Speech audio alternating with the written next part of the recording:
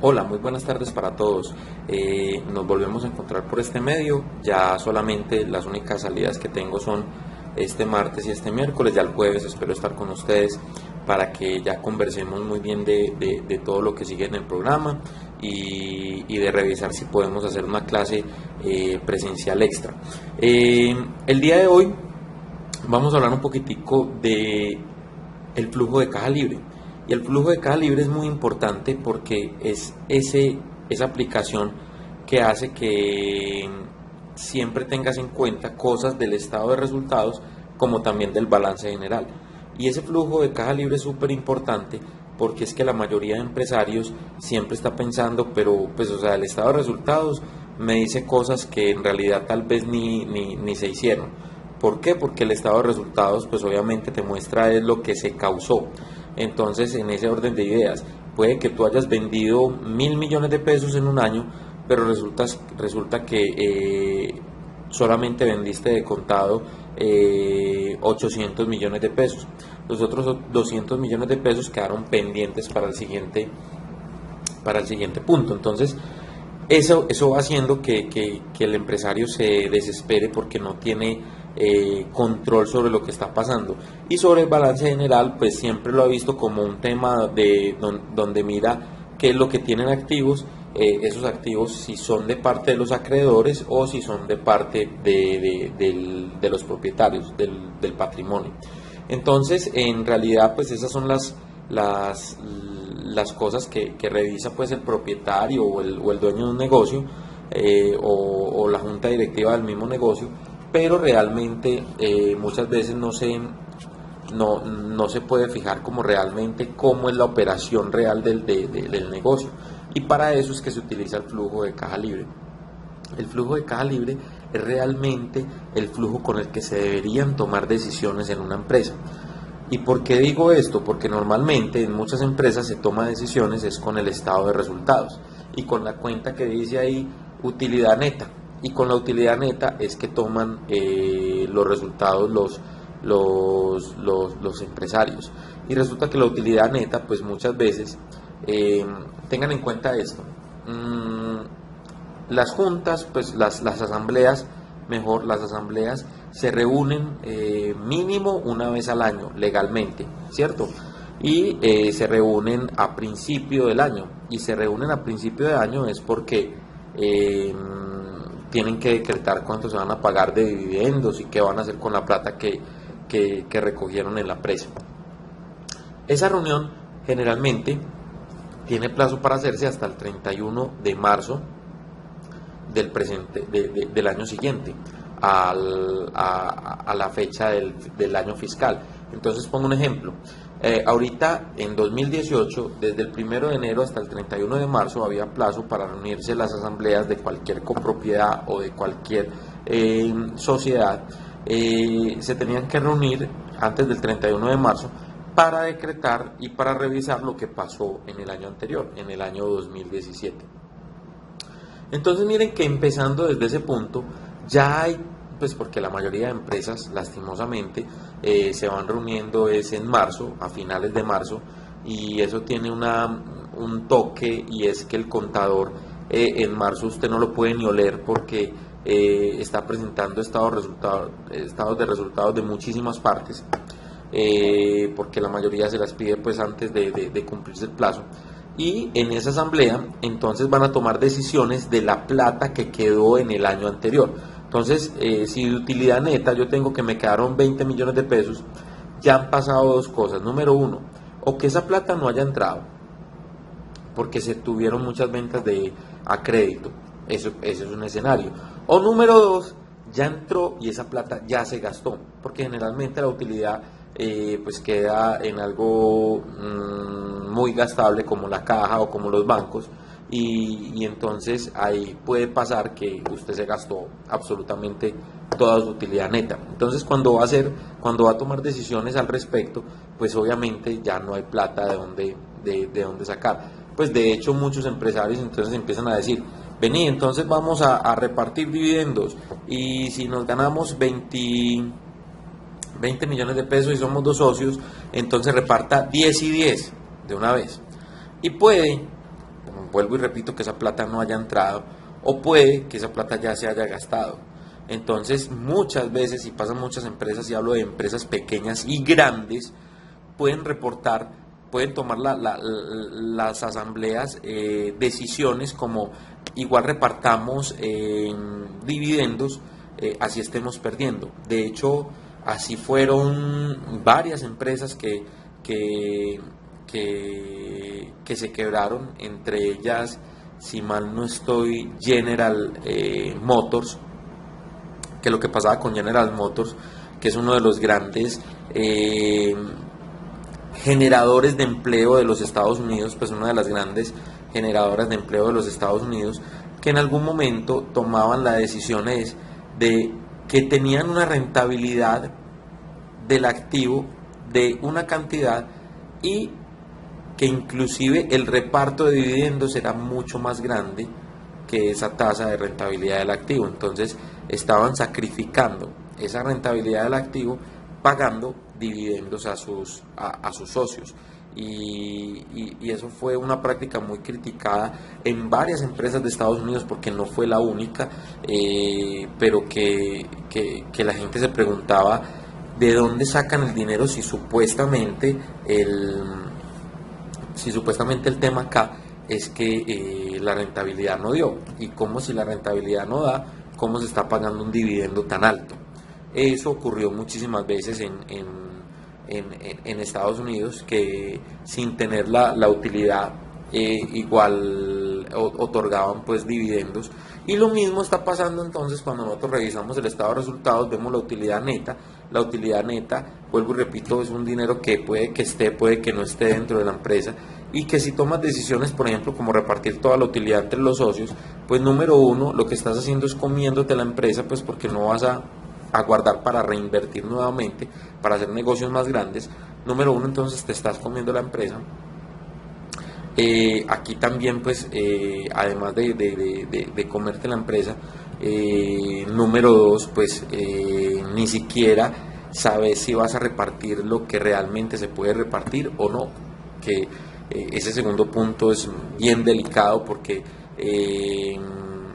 eso es como estar a ciegas repartiendo dinero, pero sin importar, igual lo repartís. Entonces, ese flujo de caja libre es bien importante. Conozco muchísimos casos de empresarios que se han entrenado en la empresa de nosotros, y que conocen el flujo de caja libre, y les da un parte de tranquilidad muy grande, porque se dan cuenta que ese va a ser realmente el caballito que los va a acompañar durante todo el tiempo si hacen el ejercicio muy bien. Entonces, el flujo de caja libre, que si bien empieza con la utilidad operativa, y la utilidad operativa pues no viene afectada por los ingresos no operacionales ni por los egresos no operacionales, sino que es lo que realmente debería hacer tu empresa, y a eso le sacamos los impuestos, que entonces ahí es donde viene la famosa UODI, o utilidad operativa después de impuestos. Ahí lo que estamos diciendo es, mire, esto es ya lo que prácticamente con lo que iniciamos el ejercicio del flujo de caja libre, pero de ahí no se trata como de dejarlo en ese cálculo, sino también de decir, mire, hay unos gastos que en realidad no salieron, simplemente se causaron, pero que los podemos utilizar en cualquier momento, que son la depreciación del periodo y la amortización del periodo, que dijimos que esas dos en ningún momento salen de la caja de un empresario, simplemente se tienen en cuenta porque en la depreciación es el tema de esta propiedad, pues cada vez que yo lo utilice pues puede costar un poco menos, o un vehículo o cualquier mueble. Eso pasa con la depreciación, y con la amortización, que obviamente ya es un pago que yo hice, que anticipado, y que obviamente lo que hago es diferirlo en el tiempo. Entonces voy amortizando lo que voy difiriendo en el tiempo. Eso, entonces yo a esa UODI le sumo esa depreciación, esa amortización, para que me quede algo que llamamos como el flujo de caja bruto. Y el flujo de caja bruto es, listo, esto es lo que me queda a mí para la empresa. Pero eso que me queda a mí para la empresa, pues obviamente hay unos factores que yo tengo que tener en cuenta, y es que debe haber una reposición. Entonces el empresario pues tiene que hacer Por ejemplo, yo tengo un computador y este computador pues se puede desactualizar según contabilidad tradicional 3 años, o si ya es por normas internacionales, yo puedo decir, hombre, a mí me duran 5 años, entonces lo voy a poner a depreciar a 5 años. O si hablamos desde la practicidad, uno desde el primer año ya tiene su PC o sus aplicativos desactualizados, ¿cierto? Entonces usted puede poner diferentes tipos de cosas. Entonces miren que aquí esa reposición de activos fijos es simplemente para seguir operando, o sea, ni siquiera es para crecer la operación, para volverla más grande, para hacerla más interesante, para escalarla mucho más, es simplemente para seguir estable con la operación. Entonces, si seguimos estable con la operación, pues, hombre, pues vamos a seguir funcionando en el mercado, pero no, eso no quiere decir que vamos a ser grandes, pues ni mucho menos. Eso con respecto a la reposición del activo fijo, pero miren que hay muchas personas que inclusive hasta eso se lo comen, pues que cuando van a repartir ni siquiera tienen en cuenta lo que hay que reponer, y más bien cuando hay que reponer, pues venga, metamos la mano al drill, que si hay que reponer esto, pues se repone y punto, pero nunca lo tienen como dentro de su radar de tengo que hacer esto nuevamente para quedar muy bien, no tienen esa costumbre. Entonces, el flujo de caja libre pues va a ser una herramienta bien importante, porque esa herramienta nos va a decir cuánto le queda disponible a los verdaderos beneficiarios de una empresa. Que los beneficiarios de una empresa son dos, son los acreedores a los que te prestan pues a cierto interés y se los debes pagar, y también está el socio, que el socio obviamente está exigiendo una rentabilidad mínima, que si bien no proviene del mercado, pues también se la puede saber, pues puede pensar como que él sabe calcular pues esos datos. Entonces ahí están pues como esos dos elementos pues a tener en cuenta. En el flujo de caja libre, entonces súper importante que esos dos beneficiarios, que son los acreedores y que son los socios, pues uno viene del sistema financiero y otro viene de otra persona que tal vez le ha tocado muy duro, que le ha tocado luchar muchas cosas, pero independiente de eso, igual también quiere una recompensa, que obviamente, ya como lo habíamos dicho, la recompensa que quiere el propietario pues va a ser mucho mayor que la que va a recibir el acreedor, porque el acreedor simplemente pone el dinero, pero ese dinero que pone es para que gane. Nunca le está apostando pues al no perder, y ahí es bien importante que el dueño del negocio, que sabe que en este momento está corriendo un riesgo financiero, porque ese riesgo financiero se deriva de esos créditos que yo estoy haciendo, que al fin y al cabo tengo que ir pagando, pero obviamente sabemos que es una tasa mucho más baja que a la tasa que realmente el inversionista quiere prestar el dinero, porque obviamente el que pone el dinero, el socio, el propietario que pone el dinero, pues lo que quiere mínimo es que eso le empiece a rentar de tal manera que pueda ganar pues como algo, y que ese algo sea mucho más atractivo que dejar la plata quieta, que tenerla por ejemplo en un instrumento como un CDT, sino que le interesa realmente es que eso saque mucha utilidad. Entonces el propietario es muy agradecido cuando ve el flujo de caja libre, porque ya ve realmente cómo funciona su empresa, independiente de cómo de cada cuánto ingresa el costo, o cada cuánto hay que hacer el egreso. Realmente hola, me disculpan que el video sea un poquito recortado.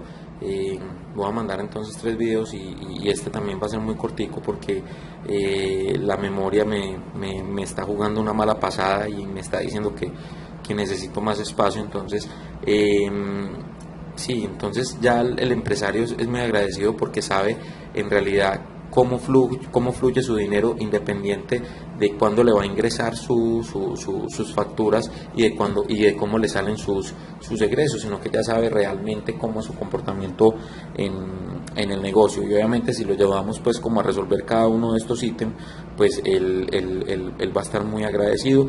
Y como asesores, como acompañadores en este proceso, pues vamos a tener trabajo para mucho tiempo, porque cada puesta en práctica pues se demora siempre su tiempo.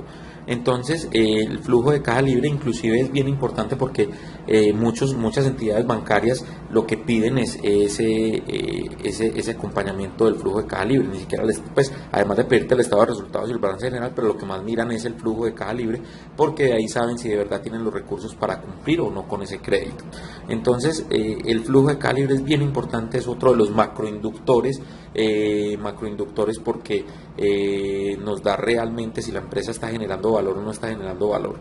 Entonces pues aquí estaba contando un poquitico historias de empresarios y todo eso. Era el objetivo de como tal de este video. Quedan en 3 videos. Ya envío pues lo que es la clase teórica y lo que es la clase práctica, para que vayamos avanzando en el tema. Para el día miércoles entonces lo que vamos a tener es un taller, así como mandamos el primero el martes de la clase pasada, un taller para que ustedes realicen, y ya el jueves nos vemos en clase de 6 a 10 de la noche. Muchísimas gracias, que estén muy bien, éxitos.